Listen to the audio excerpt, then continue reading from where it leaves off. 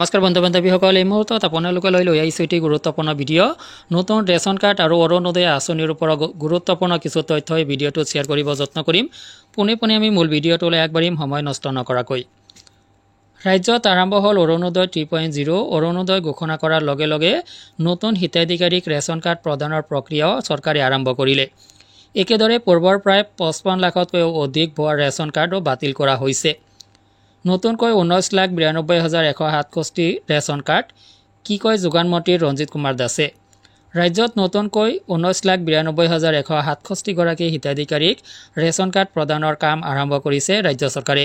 উল্লেখযোগ্য যে অৰুণোদয় 3.0ৰ আৰম্ভণিৰ ঘোষণাৰ সমান্তৰালভাৱে নতুনকৈ ৰেচন কাৰ্ড প্ৰদানৰ প্ৰক্ৰিয়া আৰম্ভ কৰাৰ কাৰণ হ'ল অৰুণোদয় 3.0ৰ 1250 টকা পাবলৈ হ'লে হিতাধিকাৰীৰ থাকিব লাগিব ৰেচন কাৰ্ড।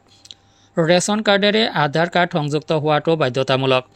এই প্ৰসংগত খাদ্য আৰু অসামৰিক যোগান মন্ত্ৰী ৰঞ্জিত কুমাৰ দাসে ETV ভাৰত অসমৰে হোৱা যোগাযোগত কয়, ৰেচন কাৰ্ড এখন থাকিলে আমাৰ সাধাৰণ মানুহখিনিয়ে যথেষ্ট সকাহ পায়। কেৱল চাউল পাবৰ বাবেই নহয়, আয়ুষ্মান কাৰ্ড, বীমা আঁচনিকে আদি কৰি বিভিন্ন ক্ষেত্ৰত ৰেচন কাৰ্ডখনে দুখীয়া ৰাইজক উপকৃত কৰে। সেইবাবে চৰকাৰৰ পৰা অন্ততঃ ৰেচন কাৰ্ড এখন ৰাইজে আশা কৰে। বিজেপি নিৰ্বাচনী ইস্তেহাৰত নাথাকিলেও প্ৰায় 43 লাখ নতুন ৰেচন কাৰ্ড প্ৰদানৰ সিদ্ধান্ত ৰাজ্য চৰকাৰে বিগত দুটা পৰ্যায়ৰ অৰুণোদয় আঁচনিৰ পৰা বহু লোক বাদ পৰাৰ বাবেও ল'ব লগা হয়। যোগান মন্ত্ৰী দাসে কয়, দুখীয়া ৰাইজৰ কথা চিন্তা কৰিয়েই মুখ্যমন্ত্ৰী ডক্টৰ হিমন্ত বিশ্ব শৰ্মা চৰকাৰে যোৱা 2022 চনৰ 7 ডিচেম্বৰত অনুষ্ঠিত কেবিনেটত 42,85,745 গৰাকী হিতাধিকাৰীক নতুন ৰেচন কাৰ্ড প্ৰদান কৰাৰ সিদ্ধান্ত লৈছিল। ইতিমধ্যে ৰাইজক সেয়া বিতৰণ কৰা হ'ল।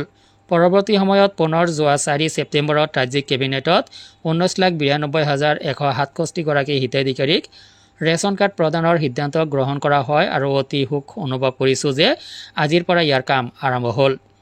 তাৎপৰ্যপূৰ্ণ কথাটো হ'ল, মন্ত্ৰীগৰাকীয়ে সদৰি কৰা অনুসৰি ইতিমধ্যে 42 লাখ নতুন ৰেচন কাৰ্ড দিয়া হৈছে বা 19 লাখ ৰেচন কাৰ্ড দিয়া হ'ব। এয়া কোনো ভাৰত চৰকাৰৰ পৰা অনুমোদিত ৰেচন কাৰ্ড নহয়। অসমত ধৰা পৰা ৰেচন কাৰ্ডৰ বৃহৎ সংখ্যক ভুৱা হিতাধিকাৰীৰ স্থানত নতুনকৈ ৰেচন কাৰ্ডসমূহ দিয়াৰ ব্যৱস্থা কৰা হৈছে। মন্ত্ৰী ৰঞ্জিত কুমাৰ দাসে লগতে কয়, বিগত সময়ত 42 লাখতকৈও অধিক প্ৰকৃত হিতাধিকাৰীক ৰেচন কাৰ্ড প্ৰদান কৰিছোঁ আৰু আজিৰ পৰা পুনৰ 19 লাখতকৈও অধিক লোকক ৰেচন কাৰ্ড প্ৰদান কৰিবলৈ পাই আমি গৌৰৱবোধ কৰিছোঁ। অৰ্থাৎ যোগান মন্ত্ৰীগৰাকীয়ে দিয়া তথ্যৰ পৰা এটা কথা স্পষ্ট হয় যে ৰাজ্য চৰকাৰে ৰেচন কাৰ্ড প্ৰায় 61 লাখ নতুন হিতাধিকাৰীক দিব যদিও এয়া কেন্দ্ৰৰ পৰা অনা ৰেচন কাৰ্ড নহয়। যোগ্যতাহীন বুলি বিবেচিত 55 লাখ ভুৱা ৰেচন কাৰ্ডৰ হিতাধিকাৰীৰ ঠাইতহে নতুন ৰেচন কাৰ্ডসমূহ অনুমোদন জনোৱা হৈছে। তো বন্ধুসকল, কেনেকুৱাভাৱে ৰাজ্য চৰকাৰে নতুন ৰেচন কাৰ্ড প্ৰদান কৰিব গম পালে আপোনালোকে। নতুনকৈ কেন্দ্ৰীয় চৰকাৰৰ পৰা অনা ৰেচন কাৰ্ড এটাও নাই। পুৰণা হিতাধিকাৰীসকলৰ যাক অযোগ্য বুলি বিবেচনা কৰা হৈছে তাৰ নামটো কৰ্তন কৰি নতুনসকলক ৰেচন কাৰ্ড চৰকাৰে প্ৰদান কৰি আছে। তো বন্ধুসকল, এই ৰেচন কাৰ্ডৰ সৈতে এইবাৰ অৰুণোদয় আঁচনিৰ প্ৰত্যক্ষ সম্পৰ্ক আছে। আপোনাৰ ৰেচন কাৰ্ড থাকিলে আপুনি অৰুণোদয় আঁচনিত ইনক্লুড হ'ব। যদি ৰেচন কাৰ্ড নাই, অৰুণোদয় আঁচনিৰ আশা আপুনি কৰিব নোৱাৰিব। তো বন্ধুসকল, এয়া এক জটিল প্ৰক্ৰিয়া আনিছে চৰকাৰে। ইয়াৰ ফলত বহু হিতাধিকাৰী বিমূৰত পৰা পৰিলক্ষিত হ'ব। ৰেচন কাৰ্ড বা কেতিয়া আহিব, কেতিয়াবা বা তেওঁ অৰুণোদয়ৰ প্ৰপত্ৰখন লাভ কৰিব, এই লৈ বিমূৰত পৰা পৰিলক্ষিত হৈছে। এই সংক্ৰান্তত আপোনাৰ কিবা অভিমত থাকিলে ভিডিঅ' কমেণ্ট ছেকশ্যনত কমেণ্ট কৰিব। আজিলৈ এৰিছোঁ, ধন্যবাদ।